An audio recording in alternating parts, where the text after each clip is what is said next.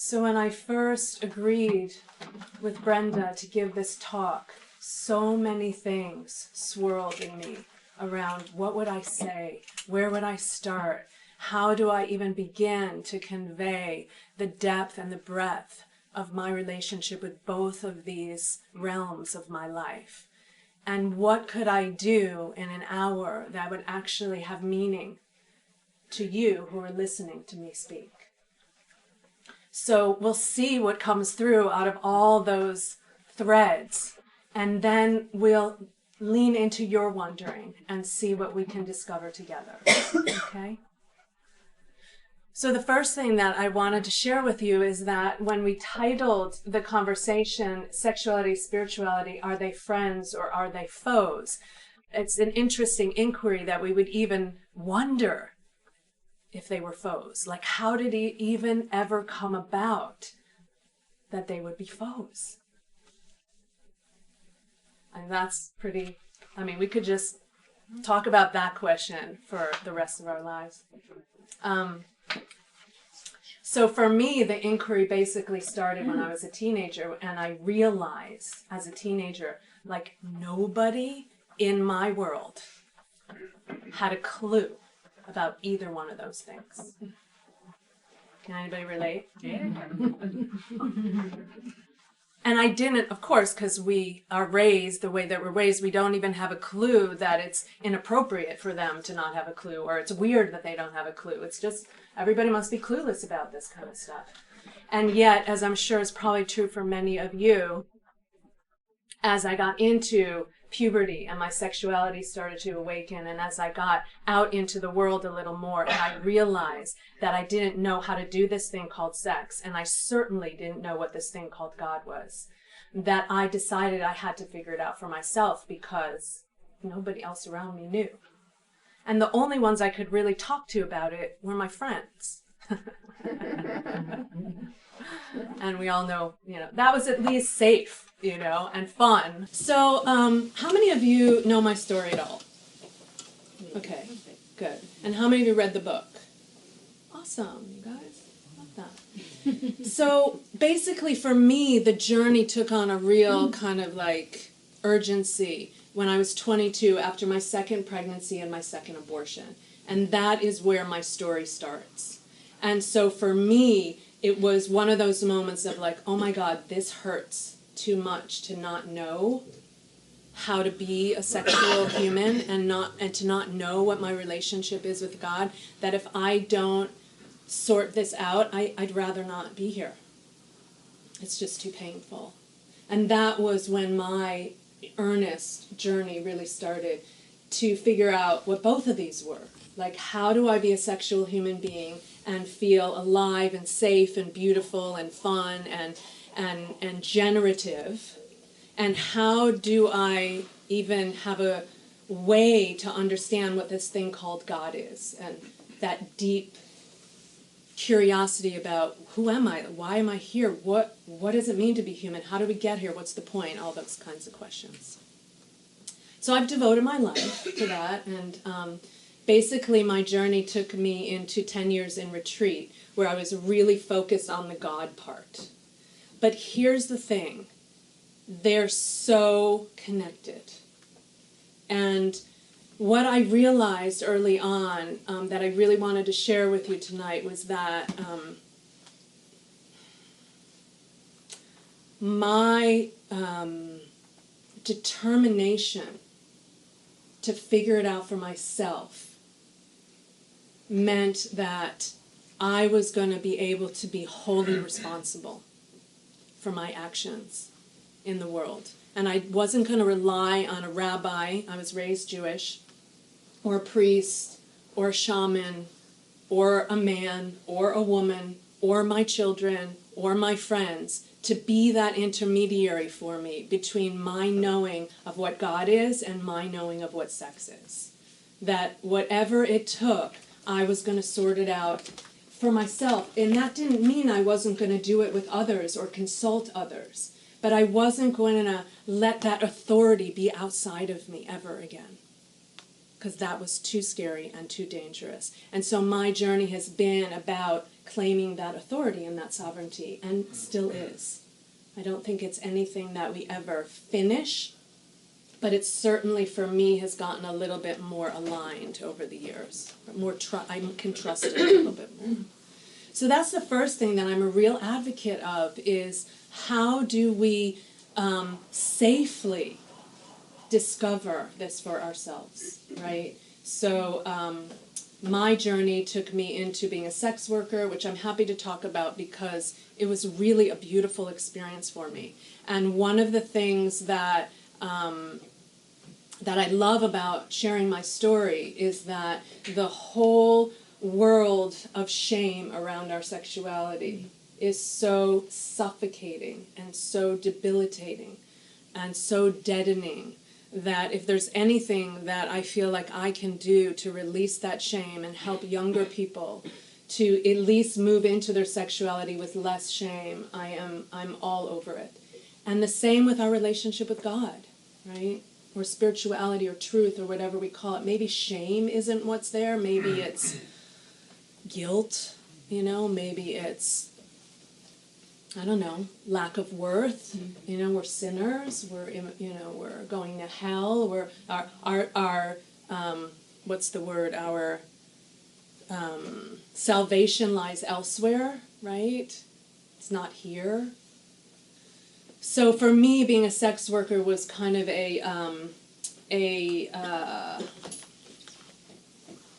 what word would I use tonight? It was a sacred journey. It was a sacred exploration into being of service in that way. And it was so beautiful. And the context within which I was invited to step into that role was very safe, very supportive, very transparent, sober, safe, and honest. Which for me translated into all of my relationships, to have that clarity, that transparency, that communication, that safety, that sobriety. I felt like, okay, I could do anything here because I know when to say no and I know when to say yes. And I know when to say I'm not sure, right? So for me, that was hugely transformational and really gave me a sense of my own courage and strength. Like, okay, I found my feet in the world. That those pregnancies that I had in my early 20s and those abortions that I chose consciously, those, I didn't have guilt or shame around those. I just had heartbreak. Simple human heartbreak. How could a young woman find herself pregnant within a 12-month period, practicing safe sex, and not have a sense of what was right and what was wrong for her? So it wasn't even so much choosing the abortions, like, how did I even choose to have sex in the first place? Where did that come from? Was that my choice? Was that a should? So all of these questions, by the time I was 30, and had done a certain amount of self-exploration around the sexuality, I found my footing and my confidence, and then I was able to tackle the God piece. So even though they were kind of interwoven, the God piece came next. And that was my 10 years in retreat, where I was celibate for those 10 years, and really working with the energetic level of the sexual energy and focusing it towards this really still place inside. For me, it was an inside journey. For others, it's an outside journey. Oh, my question is, what does that mean to be a sex worker, and what did that look like? So for me, so this is where they kind of weave together. As I was doing my sexual exploration, part of my sexual work was with the Human Awareness Institute. Does anybody here done the high workshops? Yay! Yay! So I was in my early 20s. It was shortly after those pregnancies and those abortions that the Human Awareness Institute came to me. And the high workshops were huge, huge for me and opening to my sexuality. And at the same time, I started studying with a lineage, a Native American hybrid lineage with a gentleman named Swifteer. And has anybody ever heard of him? Familiar with Swifteer? So he's now passed. He's a very controversial character, like many of the male teachers out there, I will say, over the last, over the last recent past. He was, but he had a really beautiful, for me, he had a really beautiful way of weaving the sexuality and the spirituality. And the long story short is that I did a vision quest with my teacher in that lineage. And the vision quest was my first one, and it was I was living in Michigan at the time, and it was with women. It was just women. And at the end of the vision quest, how many have done vision quests? Really powerful rites of passage. And that first one for me was huge. And we were sitting around the fire afterwards with this group of women, and we were all sharing our visions and our gift back to the community. And one of the women in the circle ran an escort service. And just spontaneously in that moment, I was like, oh my God, I want to work for her. It was as innocent and as simple, like, I want to do that. That sounds, that would be fun. And I have to say that was coupled with a real deep connection to my brothers at that point, to the men in my life, and really taking responsibility for my yeses and my nos, and really realizing, and I don't talk about this at length in the book, but I think it's important to talk about, and that is I got really clear that in our culture, the men had it far worse than the women when it came to sex.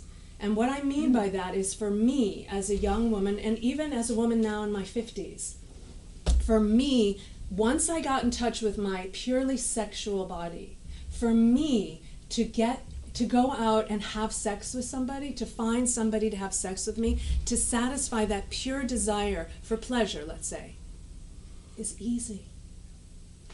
Really easy. But for my brothers, not so easy. In fact, difficult. Because what happens in that unspoken agreement is, oh, I think as an unconscious woman, you have to take me out. You have to promise me something. You have to make me feel emotionally secure. You have to tell me you love me before I'm going to give you my body. All of this conditioning, right? And in the Toltec lineage, which is another lineage I've studied within, is this notion of domestication. That's how we were domesticated. As a little girl, that's how I was raised, unconsciously. And when I started to realize, oh my God, that is so mean. That is so not right for you guys. Like, why can't you just freely be sexual? Like, what's wrong with that? Where did we ever learn that that was wrong? And why can't you just come up to me and say, wow, I'm attracted to you and you want to have sex? And so I started to just play with that. And I realized that I could do that, right? I started doing that, just going out and having sex for pleasure. What a relief. I wasn't asking for a wedding ring. I wasn't asking for a dinner. I wasn't asking for anything except a mutually present experience. Sober, safe, transparent, communicative. To discover my sexuality. So when I met this woman who ran the escort service, I was like, okay. I had studied a little bit about the history of sacred prostitution. I was like, God, in a way that makes sense, So here was a way for me to actually try that in the native language we call masks, all these different faces of the selves. Here was an opportunity for me to try that mask on for real. I wasn't just role-playing it, I was actually going to do it. And there's an edge to that is different than when you role-play.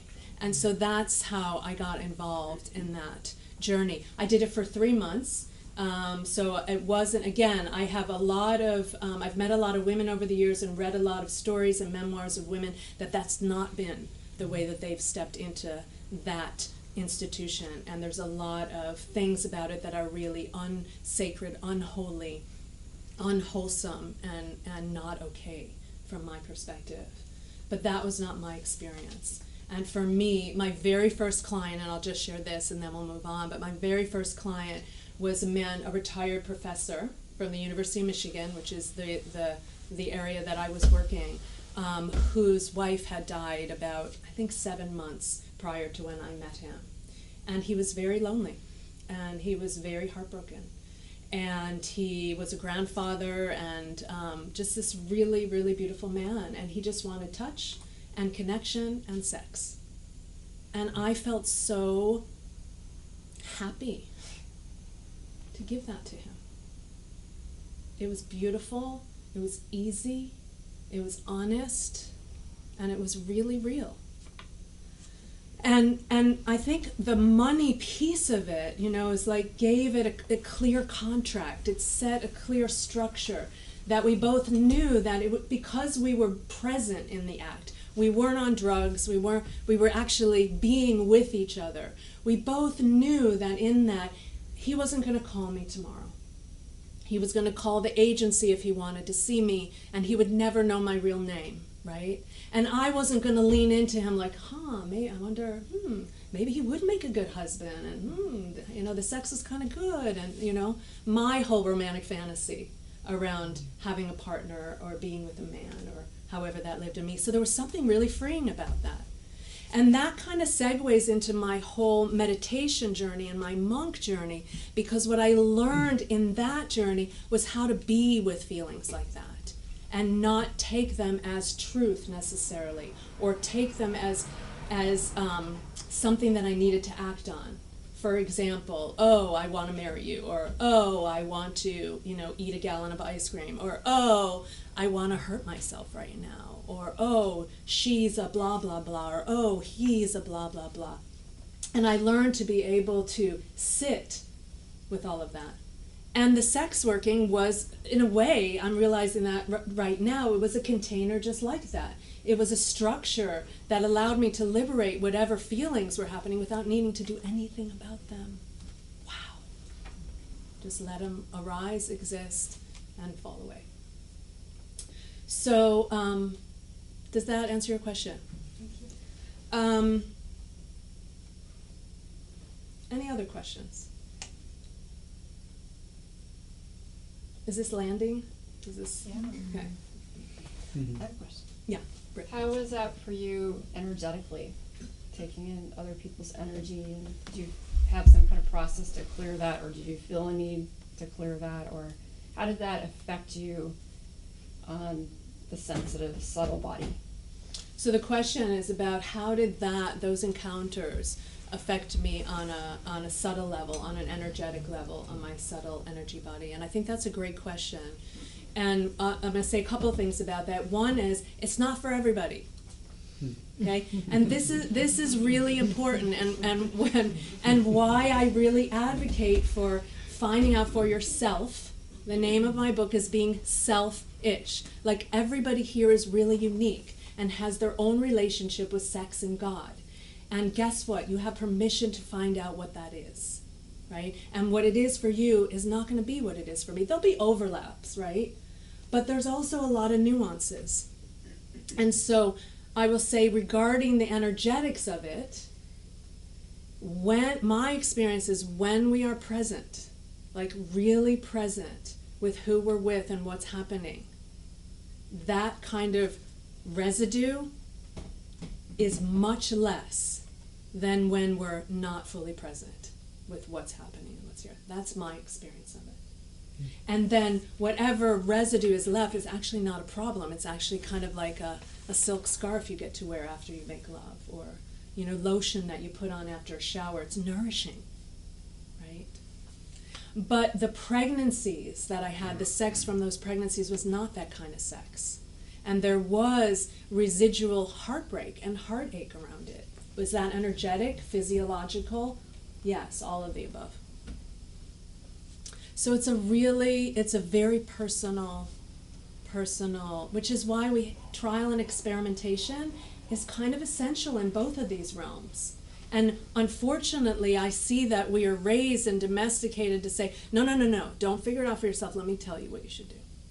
You should go on Sunday morning and go in this little box and close the door, and there'll be a guy on the other side, and you tell him everything you did wrong, and he's going to say, you're saved, and that's what you should do, right? That's the whole God thing, right? Or regarding sex, you should not open your legs, sweetie, until you're married, okay? So the question is, yes, there is a resonance with how, basically the men in our culture have the short end of the stick when it comes to sexual freedom, to a certain degree. But what about the dark side of that? And how they have, and this is a gross generalization, right? How men have abused that power and become misogynistic and oppressive and abusive to women. And we could also have that conversation, masculine and feminine, absolutely. not just men and women. And my answer to that, my only honest answer to that is, we got our work cut out for us, you guys. Personally and collectively. And that's how I hold that. There's deep shadow, there's deep wounding, there's deep shame, and we all carry it, and we're all, the victim and the perpetrator, right? If we're going to use that polarity. We all are.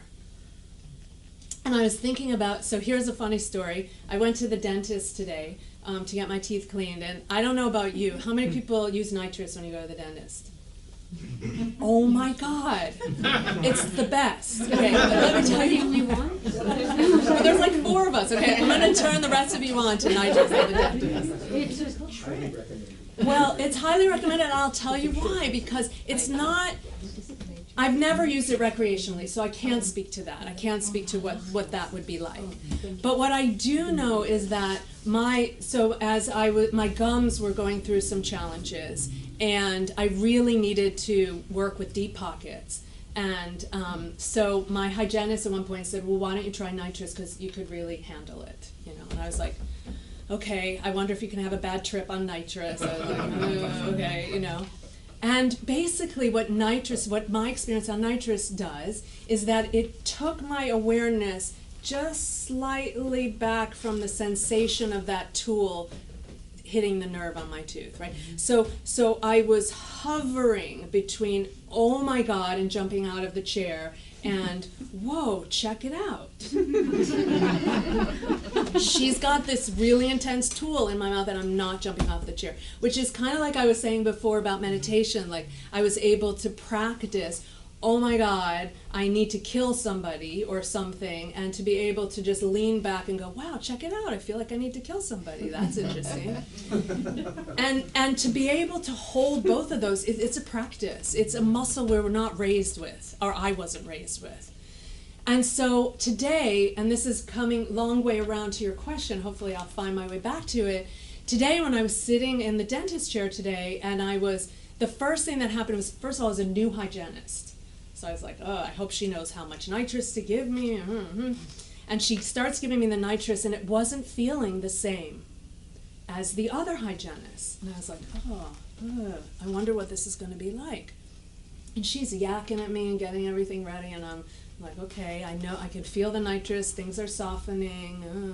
And then she brings the tool into my mouth. And that is when my awareness popped. And I realized that just resting into the nitrous, just resting into emptiness, we could say, or just resting into comfort, right, wasn't the full experience of my humanity.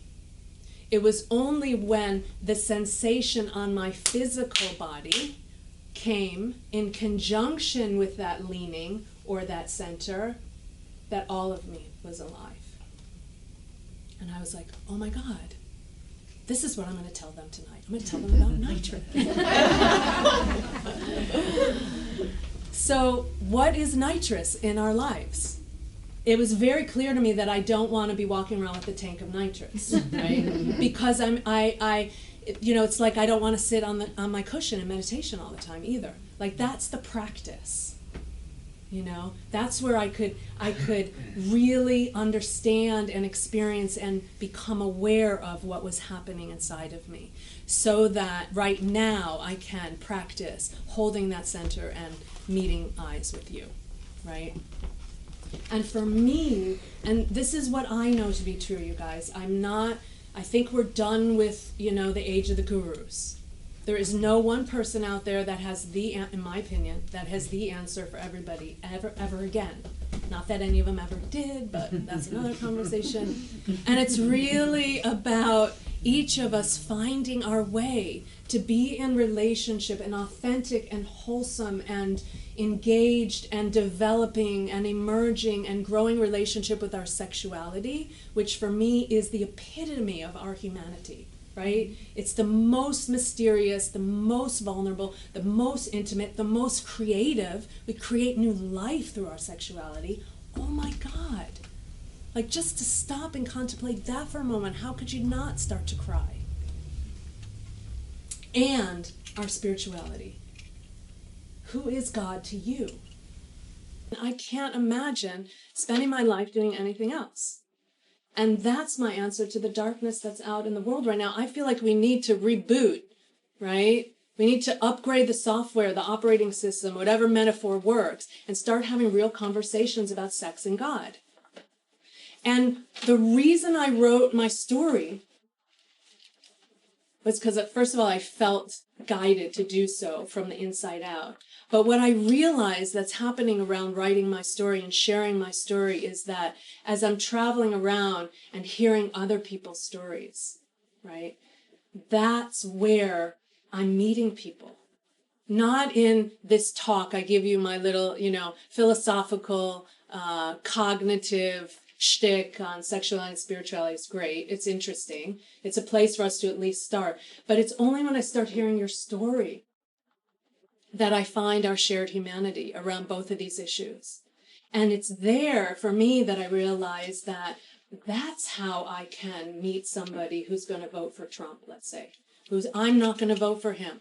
But I do know that there's something about him that is catalyzing something in me. And I'm not going to turn away from that. I'm not going to demonize that. I'm not going to shame that. I'm going to get really, really curious. And I had an opportunity to sit in a hot tub at Ashland, for those of you who have been there, with a really, really alive and engaged young man, a millennial, so he's probably in his late 20s, I want to say. And as we were having a conversation in the tub, it came out that he was going to vote for Donald Trump. And here I am sitting at Ashland, right, thinking it's the place that only liberals go to. And I realized, oh my God, you guys, we are all over the place. And what does Republican and Democrat even mean anymore? What does male, female even mean anymore? Those polarities are being shaken up like nobody's business. And the first thing I said to him was like, wow. And I just leaned in. I'm like, talk to me. Like, what? What about it? I'm curious. And I left that conversation having a deeper understanding. Like, okay, I get it. Now, I don't know that I would have that with a white supremacist, somebody who was advocating for the death of all Jews, or for the burning of women, or for, the hanging of black people. I don't know how I would respond to that. That's the truth. But I do know I'd be curious before I'd shame and before I would pull out my gun and shoot. Maybe I'm naive, but that feels like the truest answer for me when I connect to God. Because when I connect to what I call God or stillness or emptiness, the clearest message I get from there is, I love you. You can't do it wrong. Like, the clearest message is, you're not doing it wrong. Even if you extinct yourselves, you're not doing it wrong. So relax and show up and get curious and keep trying and keep asking and keep playing and keep wondering and keep breathing and keep helping and keep loving. So that's my shtick. And I was listening to Krista Tippett the other day on my drive. So now, I used to live in Southern Oregon. So this was my home for the last 23 years. And now I live in the Bay Area. So I'm kind of like back and forth. And sharing this work I call Selfistry, which is the artistry of what we're talking about here, of how to navigate our deep connection to Source and our broad and awesome and wild and full and alive humanity, and our ability to be self-aware of how we are navigating that polarity or engaging that art form of being God and being human, of being transcendent and immanent, of being masculine and feminine, right?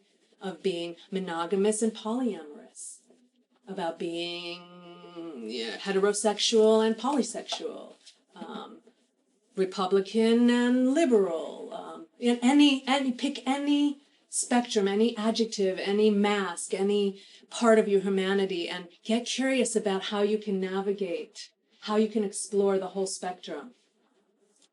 I heard a talk by a woman named Janet Mock. I don't know if you've ever heard of her. She's a transgender activist. She is amazing. And she said at a conference I was just at, she said, basically, Sarah, instead of seeing it as a spectrum, see it as a kaleidoscope. And I was like, whoa. That was like an acid trip. Whoa. That is so cool, because it's all, you just turn it a little and it changes, but the whole spectrum is always there, and one thing lights up a little more, and it's just really beautiful. So I'm trying to approach the whole aspect of my human beingness like a kaleidoscope, and taking my time and being. I don't want to minimize the trauma that's in the field and in our own bodies. What I say to a lot of people I work with is there's no rush. There's no time to waste, and there's no rush. Just be present with yourself, be present with what is. Listen, listen, listen. And I'll close with, and then we can just move into some more questions, and maybe we can do a little bit of conversation with each other.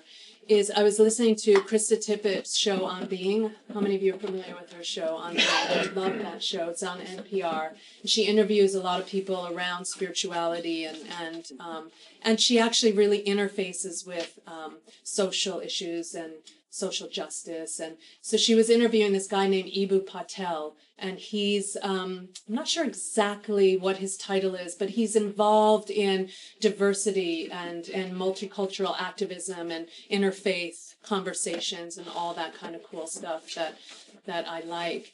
And he said something really interesting that really touched me around the whole election, this whole this time that we're living in right now that is so polarized and so activated, and all of the shame is rising to the surface, and the fear and the possibility as well. I mean, the first woman president of the United States, like, that's a big deal, you guys. Barack Obama was a big deal. These are big deals. And so what Eboo Patel was saying to Krista, which was so beautiful, he said something like, what we're doing is we're actually becoming a democracy. It's not, you don't just like write a little contract, okay, we're going to do this and we're all created equal and, truth, happiness, blah, blah, blah, blah. It's something we live into, we grow into. We're a young nation, and we still have a lot of potential, and it's healthy for the shadow to come up. It's healthy for the poison or the sickness in us to be able to find its way out of our bodies so we can be healthy again. There's nothing wrong with that. And he spoke to this notion of diversity that really touched me. And he said, what makes us think that democracy is sitting in a room with people who agree with you? Like, where did you ever come up with that? We got to a point where we thought, okay, democracy is people agree with me, but they have different colored skin, or, they have a different style of dress, or, No, we're talking about being in a room with somebody who has a fundamental difference in their view on God, let's say, or in their view on abortion, which is a good one. Sitting in a room with somebody who is absolutely clear it's wrong. And sitting with a person who's absolutely clear that it's a woman's choice. And can we, and from my perspective, if we're doing the work I'm talking about to own our own self-connection with truth, we can do that. We can do that. And we can do that because from that place, we know that everybody has their unique connection to that thing called God. And from that place, I would never kill you for having a different view. Never.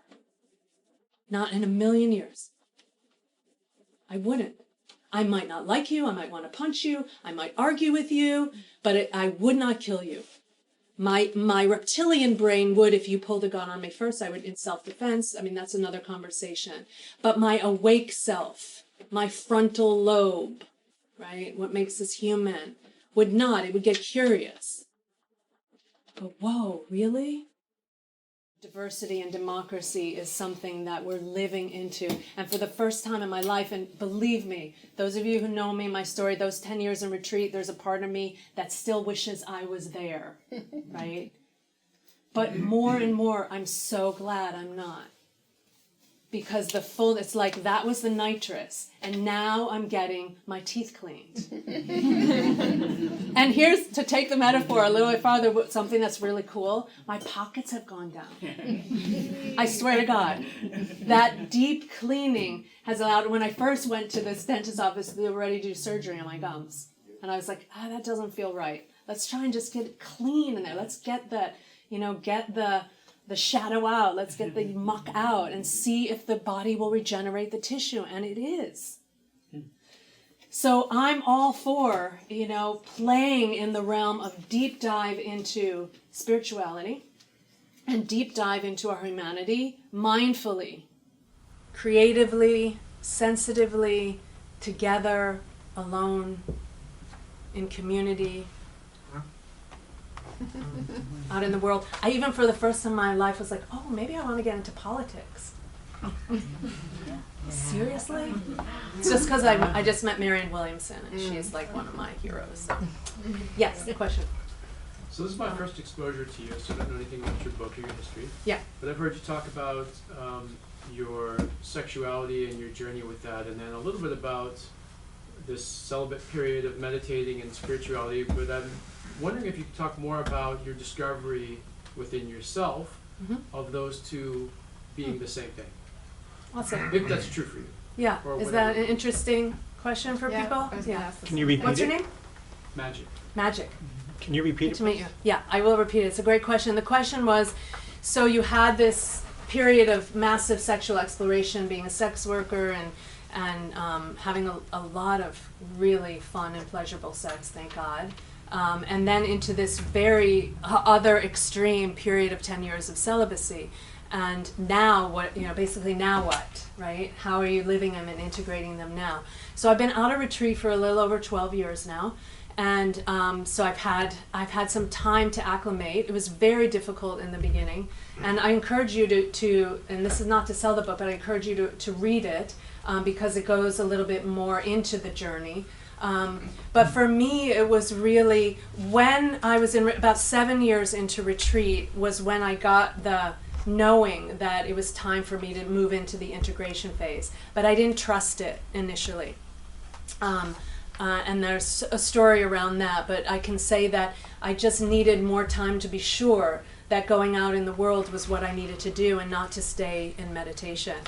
And so about 2 or 3 years after that is when I finally, 9/11 was kind of the tipping point for me that broke my heart open actually. And simultaneously around that time, my sexuality, I had a spontaneous orgasm, literally. And over those 10 years that I had been celibate, I never felt like I was suppressing anything. People say, how could you do that? And maybe it's because I had so fully expressed my sexuality beforehand.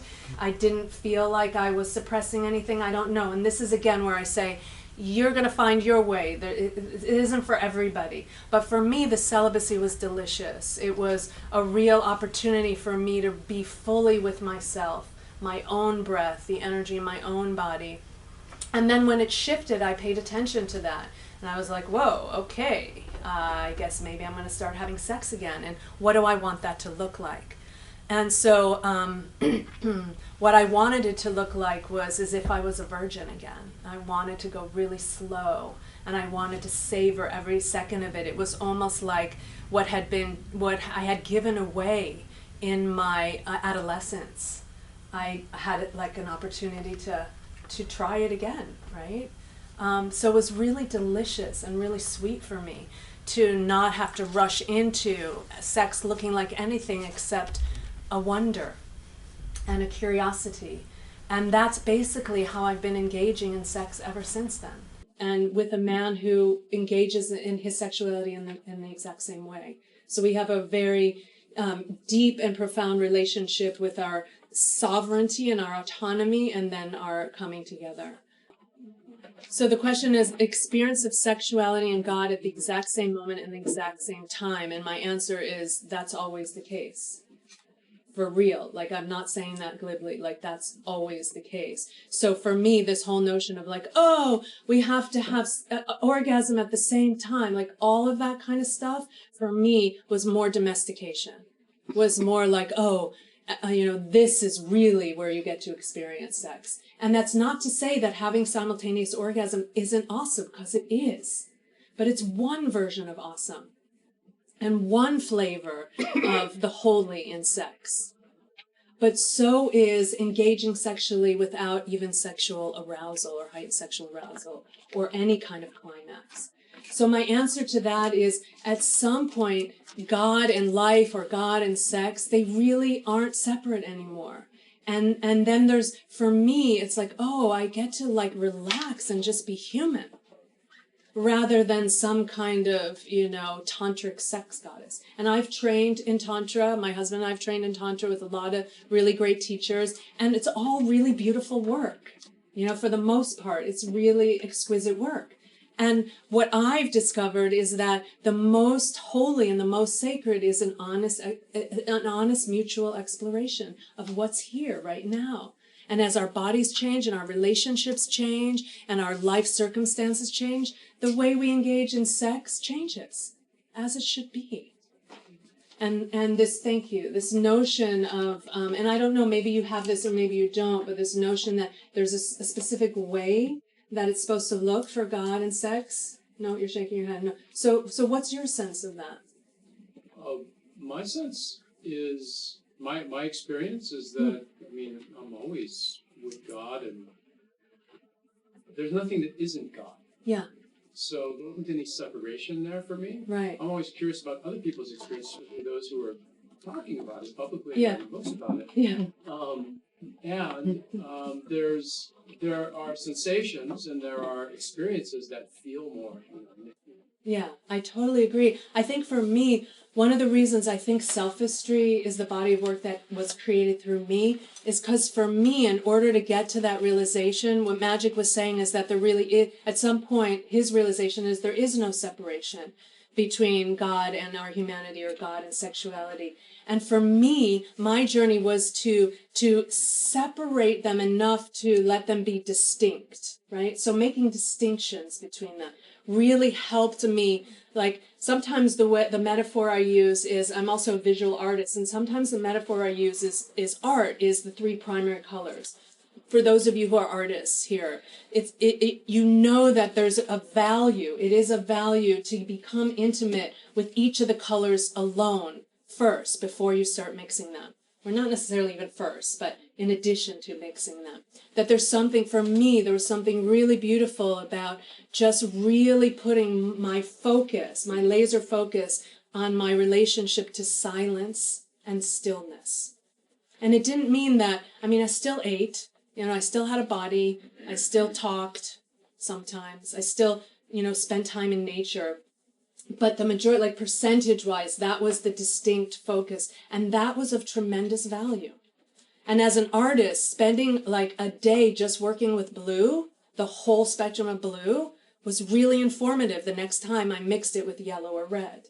So for me, that's just part of the artistry of how I do my life, is to make them distinct. And same for me with sex. I've done a lot of extreme, some would say extreme exploration. Being a sex worker is considered on that spectrum. Spending 10 years in retreat is considered on that spectrum spiritually. So I own that's been my journey. But there's been tremendous value in that for me. I see sometimes people try to mush them together too quick, and then we lose some of the nuance, right? I do that with cooking sometimes, like I put too much in it, and then you lose that one flavor. You can relate, yeah? We have a chef in the crowd. So that was a good metaphor. Great question. Thank you. I have a question for you. You mentioned your retreat. I haven't read your book yet, but I will read it. Was there a self that you had to release in your 10 years of meditation?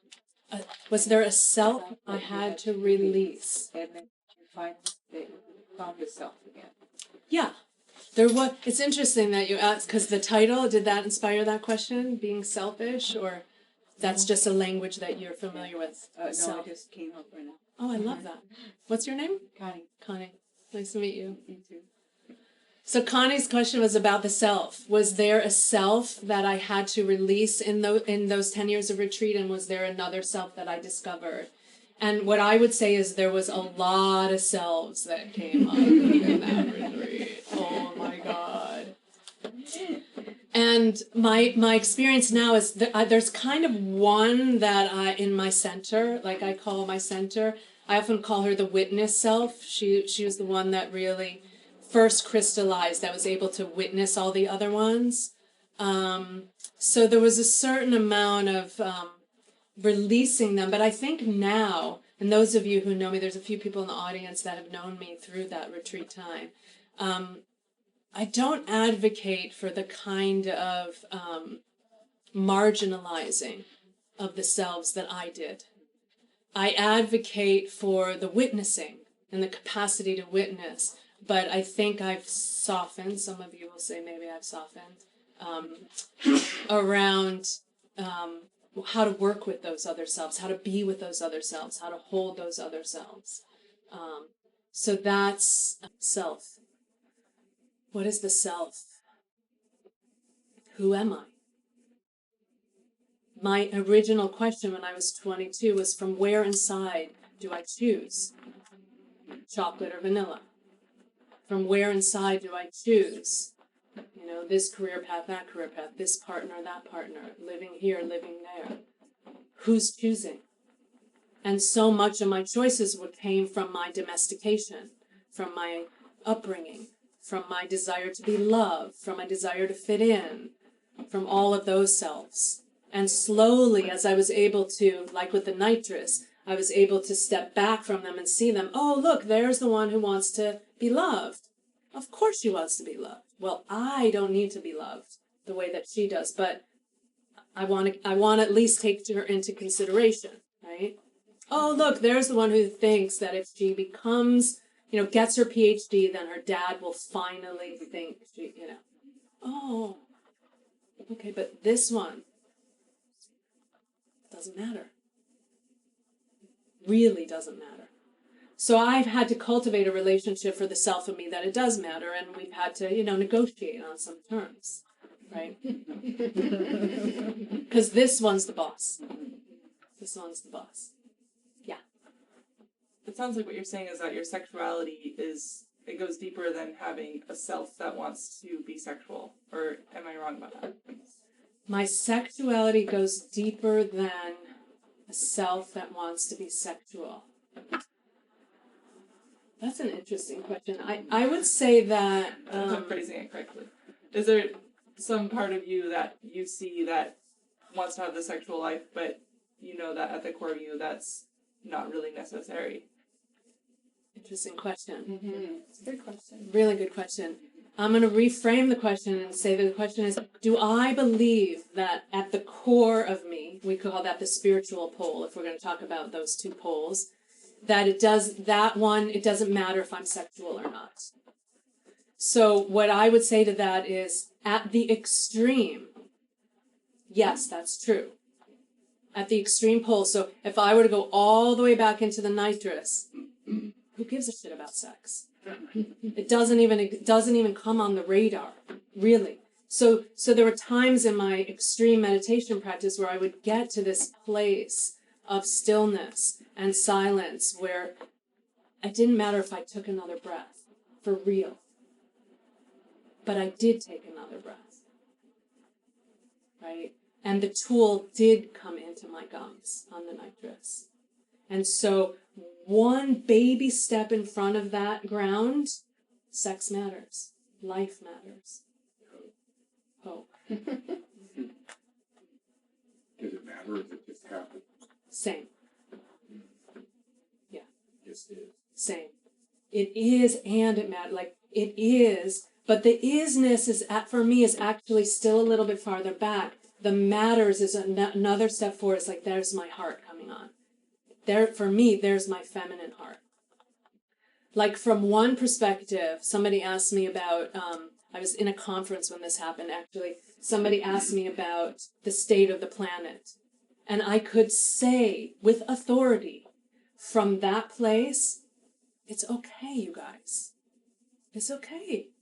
We're polluting. It's okay. And then I took one step into the room and Kali came through me. Meaning one step forward and it was like, and it's not fucking okay. Both of those exist. Really, it's okay. And for me personally, what that meant was, okay, I could relax my nervous system. Like, God is not going to punish me. I am not going to hell. I'm not getting into trouble. And now I can step in and go, but this is fun here. And I want to play. And I do care. I care about the water. And I care about the animals. And I care about most humans. And so sometimes what I say is like, we're toggling those. I feel like I'm, it's a little bit of like this, but it's 3D. It's like a torus, and that's the dance. That's the dance of life. So, yeah. Does that answer your question? Yeah, thank you. Do you have that same sense or? Yeah, I'm filling it out. Cool. Yeah. I'm still feeling it out too. Yeah. Yeah. So do you feel, connecting to what we just talked about, do you feel there's a moment of choice in you between coming from the more retreated place in you and being in the world? Or is it more a rising moment, okay, now I'm more fighting for what's going on in the world? Is there a moment of choice or is it happening? So the question is there a moment of choice? This kind of gets into that really sticky free will question. Why is it sticky? That's a good question. Why is it sticky? Because the answer, this is the way that I would answer it. From here, it's just happening, right? We don't have free will. But from here, I care and I do have a choice. And both are true. So a lot of how, when I'm sitting on my cushion, and this is really important, when I'm doing my practice, which I still do every day, when I'm doing my practice, I intentionally lean into that place and get fueled, right? Which place? The back place, the nitrous place, the emptiness place, the spacious place, the no self place, okay? I intentionally lean into that. It usually takes me a while to kind of downgrade my thoughts, my emotions, my sensations. And then I just kind of fill my tank there every day, every morning. That's how I start my day. And so when I move into the world, I have that at my back. It's like, I got that. That's the foundation. That's the ground of my moving into the world. So even when I forget, I don't forget for very long because I've had 10 years with that. And something happens when you sit for 10 years. And so, people say to me sometimes, they're like, well, Sarah, people who come to study with me, they're like, well, do I really have to meditate? Like, I meditate while I'm in my life, And I say, that's great. And just try this.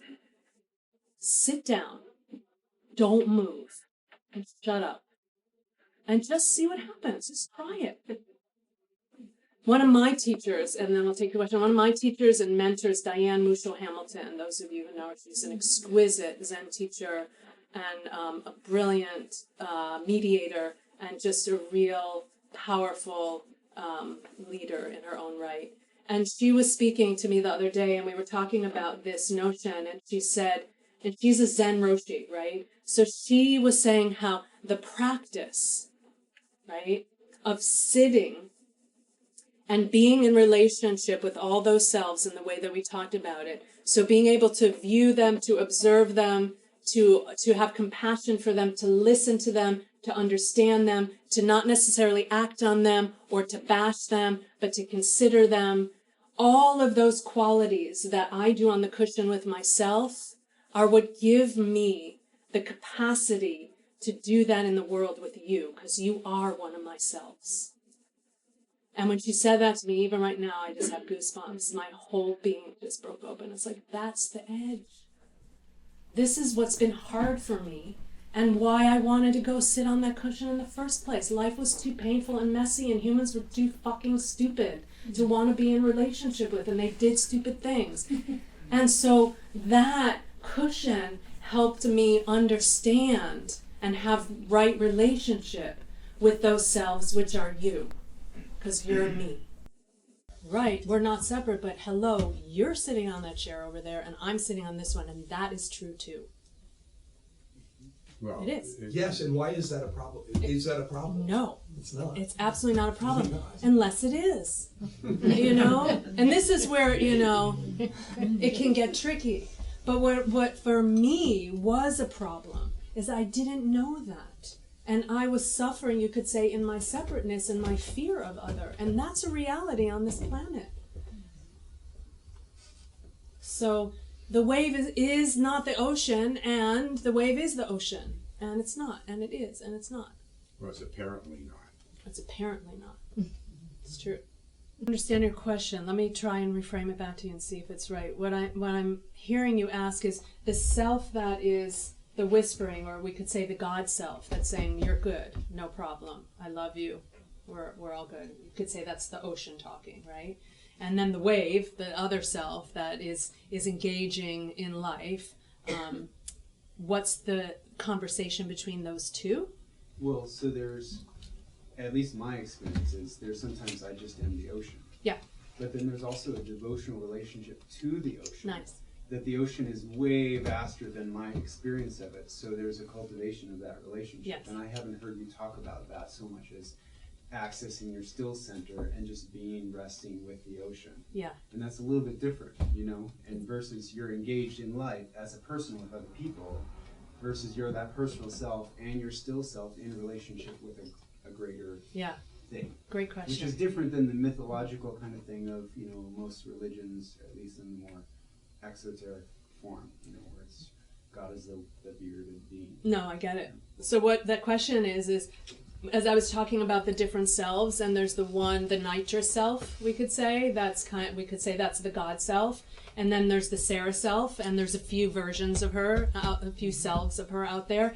And what my bias or my leaning or my tendency is to speak about resting as the nitrous self, as my ground, right? And then taking fuel from that, or breath from that, or inspiration, or the current of that, and moving into my personal self out there. And Eric's saying, well, what about the perspective of that personal self looking back on that no self, or that nitrous self? Does she ever, turn around and start to pray to this one, or be in some kind of devotional relationship to this one? Is that what you're pointing towards?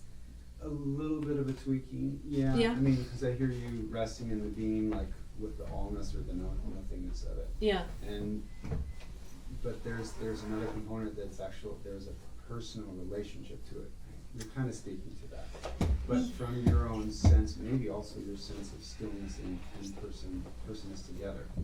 Yeah. It's getting complicated, but it's a complicated thing. It's a very, actually, simple, complicated thing. I think there's a point where they meet. And that's a moving target. And when we move out into our waveness, or we move out into our personality or our personal selves, we all have kind of a different, unique configuration and constitution, which is part of what makes us beautiful and diverse. And so there are others who will probably step into their humanity and be more devotional than I am. It's not kind of in my architecture, right?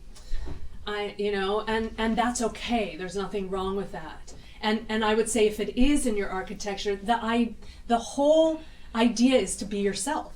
And so if yourself wants to go out and dance in celebration of divinity, I'm all over that, from that authentic expression. If you're doing it because you want to look good, or you're trying to get the God to give you the boyfriend or give you the money, or it's not as compelling to me, and energetically it feels different to me. But when the wave, which it can't not do this, I understand that, but when there is awareness or awakeness in the wave that the ocean is moving through it, that to me is the shit. That is life really expressing itself fully. And that's the life I yearn to live. That's what my life is about. And so it's an ongoing process. And I can't get it wrong, and I'll never be perfect. Okay, any other questions? It's about 8:15. Yes, Jim. And then one more, yeah. From a perspective of a older, white, right-wing, flag-waving dude who has a family and grandchildren and a business, Yeah. it's difficult for me to conceive of going through spaces of time where I don't have to make choices. Mainly because I see too many people getting drugged through life by their circumstances, and I'm not going to do that because free will, call it what you want, is given to me responsibility, and I have to make choices in order to get to the next place. And if I don't make those choices, something will take its place, which is less desirable than the choice I might make. Does that make sense? And that's the life that's to me, that's the world that I live in. And I think all the separations you talked about, you know, the country is divided in a lot of different ways, but it's also divided generationally. Yeah. And you'll find a lot of times with people like forget me finding sex because I'm an old guy, you know, so it's not the same even as this guy. Yeah. You know, because somebody's gonna walk down the street and look at him and say, wow, I could do him, you know. And so I have all these different places that I have to make choices or that I have to live with the circumstances. I'd rather make the choices. Yeah. Does that make sense? It does, and I'm really feeling you. And I feel like what your question is pointing towards is that, and this, it's not that it's easy to sit up here and talk about this, but I think for all of us on some level, it's easier to talk about than to live, and to live it. And there isn't necessarily an easy way to live it. My life has been incredibly hard. And many of the choices that I made were made for me as well. So I think that, and this is where it gets personal. And this is where I want to say, well, let's have tea. Let's talk about that. Let's become intimate with what exactly are the choices that you're making. And is it really true that you couldn't walk out on the street and find somebody who would be happy and delighted to be sexual with you? Is that really true, right? And so there's no easy answers, and this is another, you know, I could get on my soapbox about the whole New Age movement, which I have been a part of to a certain degree, but there are many teachings within that I feel do a disservice to the complexity and the nuance of each individual life. And so I can't, even though I have made broad generalizations here tonight, it's not that simple. And thank you for bringing that forward. It takes a dedication and a devotion and a willingness, and part of what I'm advocating for in Selfistry is that we slow down at least, as much as we're able to. You know, I understand that, you know, a decision has to be made. You're coming up to a red light, you're either going to stop or go through it. You have to make that decision. You can't go, well, should we change the laws on the traffic lights? You know, if you go through a red light, you might be dead. So I don't want to minimize that. And yet at the same time, I don't want that to be a reason for us to not ask these hard questions. And I don't want it to be a reason for us to move away from having these conversations. And in whatever form, whether it's with you and your beloved, or you and your neighbor, or your daughter, or that we be brave enough and willing enough to at least start having the conversations together, which I think is happening. I know is happening. The question is about, the word I used actually was domestication. How many of you are familiar with the 4 agreements? And how about Carlos Castaneda? Cool. So Carlos Castaneda was especially, him and Gurdjieff were both especially impactful teachers in my 10 years in retreat. When I wasn't in a formal monastery. I didn't have a teacher. I had a partner, and together we were like renegade monks. We just figured that, you know, none of the gurus out there really knew what the hell they were talking about. But if we did the practices that all the saints and sages talked about, then we'd probably come up with the answers ourselves. So that was my monastic life. And there's some truth to that. So we tried a lot of experiments and a lot of radical experiments. And one of the teachings that comes down through the Toltec lineage, through Castaneda, Don Juan, and Don Miguel Ruiz, and one of my dear friends, Heather Ashamara, who I teach with, is in that lineage and studied with Don Miguel and teaches now with him and his sons. And the notion of domestication is, in their language, it's what the dream that we were raised in to believe was true. So we were all domesticated, and what they mean by that term is like how you would domesticate a dog, right? And so the notion is the way that we were domesticated by our parents or our culture was limiting of our authentic expression, whether it was regarding our sexuality, our gender identification, our spirituality, our career choices, pretty much our relationship with life itself, because it had to fit into whether it was, you need to work the farm because we need to make a living here and feed our family, or you need to go to college because none of your grandparents did and we need you to be a success, or whatever that domestication was. So that term refers to how we were raised and taught the way we should be, and the selves that emerged in response to that. So the Sarah self that thought she was going to become a lawyer because daddy was a lawyer and thought she would be a good one, which she probably would have been a pretty good one. But that wasn't my destiny, we could say. The domestication I had around my relationship with men. Yeah, and with women. Are you kidding me? I have had such wounding around the sisterhood and I'm still like, thank you. Thank you, Ocean. Thank you, Jesus. Thank you, Mary. Thank you, every entity on this planet, seen and unseen, that I finally feel like I'm healing my relationship with my sisters. In a way, my healing of my relationship with my brothers was easier. I happen to have 3 brothers by birth, so that actually helped. So yeah, I think we all got, and we're dealing with, ancestral domestication, how we were raised in this country. All of us we're all immigrants, unless there's any Native First Nation people here. We're all immigrants. What's our ancestry? My ancestry, Eastern Europe, ran from the Holocaust. I'm carrying that, So there's a lot that would fall into the category of domestication that makes us who we are. Not all of it is bad or wrong. The inquiry, what Don Miguel would say, is take a look, at least be willing to step back and examine it and say, does that really feel like me and mine? Is that really authentic to me? Is that how I want to express life now? So we're at choice, right? In our creative expression of that, because some of it serves. Some of it's really beautiful.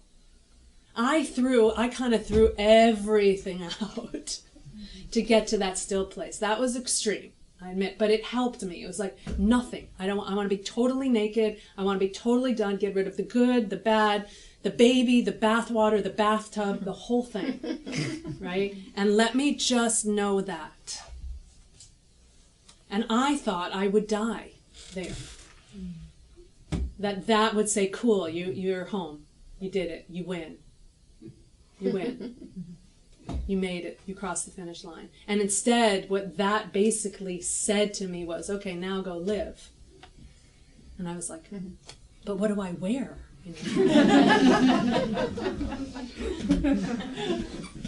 And I got to figure it out, what I wanted to wear. So, yeah. So what else? What else? In the few minutes we have left, remember in the beginning when I asked you to close your eyes and just feel into what's alive for you? We've done a lot of Q&A, right? And I'm sharing my story, and I know we're set up this way. I'm up here a little bit higher in the chair with the light on me, and you're there.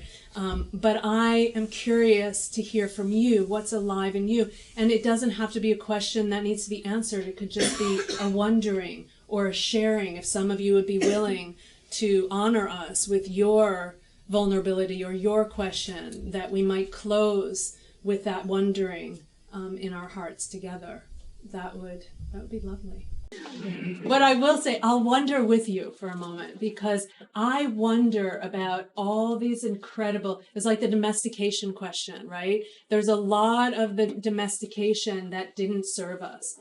But I wonder about a lot of the tools and methods and teachings from thousands of years ago, and recent scientific discoveries in neurobiology and quantum physics and technology, and like I'm wondering about what is here for us that we can use, that we do have access to do what I did in an extreme way, because that ocean, that emptiness, that nitrous is here too. Not that it's not here. It was easier for me to push everything away to get access to that, but I may be, defective in some way. It may not have to be that way. And so from one perspective, it was a luxury to do that, but on another perspective, that was a hard life too. That was not easy. So I'm wondering about what is here, what's in this community right here in Ashland. That is Selfistry. And other teachings too. Selfistry is not for everybody, I know that. But it's a nice method for those who resonate with it. It helps clarify, how we're using other tools and methods. But there's a lot. There's sacred medicine. There's, journey work in that regard. There's great therapies, somatic therapies, constellation work. There's so much. The Tantra world has a lot of beautiful teachings and teachers. And so it's a matter of trial and experimentation, and just saying yes to the journey, and knowing it's going to be messy and hard and fun and ridiculous, and in the end, fruitful for yourself. Very selfishly, I am happier now than when I was 22, but also for other, because guess what? When I'm happy, I'm nicer to my husband. And then he's happier. It's true. And nicer to you. And nicer to me. That's right. Because at some level we are other. Exactly. Yeah. Do you have a wondering? Well, actually, earlier I was reading part of your book, Mm-hmm. and you mentioned that you had stopped eating sugar. Mm-hmm. It's something I've also done, and found it shocking, fantastic, and simple that anybody can do, no matter what your living circumstances are. Yeah. Sugar is a refined chemical. It is not a food. It is the one and only gateway drug. My feeling about that, I'm hesitant to make any, personally, to make any broad statements like that. Like, what sugar is for one person is something for somebody else. Like, I feel like I can know for me what sugar is, but I can't necessarily know for you. That's just my position. But what I will say for me about fasting was the hardest practice I did in my 10 years. But what it did for me, it wasn't so much about not eating a particular food because of what it did to my body. It was one of the greatest, like you go to the gym and you have all those machines. It was the one machine that strengthened my witness like nobody else's. Because I literally thought I was going to die if I didn't eat. Literally. And I wouldn't let myself eat. And so what happened in that intense tension between the self that said, you better eat because you're going to die, and the self that said, over my dead body are we going to eat? And she's like, yeah, watch, we're going to, because you're going to be dead. No, we're not. Yes, we are. No, we're not. Yes, we are. That tension between those two voices, I just sat there and watched them. Whoa. Beautiful place to close, because it is a wondering. How do we continue to bridge our separation in safe and meaningful and powerful ways? And we have our work cut out for us in that regard, my friends. We are a growing tribe. We're a global tribe now. And we're learning how to feel safe with one another. you know, with the warriors from the other tribes coming over, and we got our cackles up on one hand because we're afraid for our life, and on the other hand we're curious, like, ooh, what do they eat, or, you know, how do they play? And my sense is the more that we can cultivate intimacy with self, the more available we will be to be less afraid to take a step forward, or to just stand in honor of that is other than us, right? So yeah. Hope. I was going to say something really quick about that. I'm a clairvoyant, so I work with energy levels with people, and something I say to clients a lot is, do you, spirit, take this body till death do you part? And it really is about this relationship with our divine and bringing it into the body, because sometimes that sense of loneliness that we're, you know, projecting outwards is really this loneliness for ourselves. Yeah. It's both. For me, it's both. I had loneliness for this and loneliness for this, and I like them both a lot. So may we all be blessed with both of them. Thank you for coming tonight. I encourage you to shop and to linger.